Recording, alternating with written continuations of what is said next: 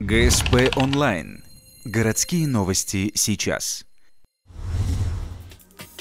Пятница, 10 утра, администрация, 43-е заседание Совета города. На повестке дня 7 вопросов. Центральный из них – утверждение стратегии социально-экономического развития муниципалитета, прогнозный план приватизации и бюджет. Ранее финансовое благополучие Ухтинского района на 2015, 16 и 17 года вызвало бурное обсуждение среди депутатов. Однако на заседании бюджет был единогласно одобрен. Таким бюджетом нельзя быть удовлетворенным, но исходя из обстоятельств, нам его необходимо было принимать.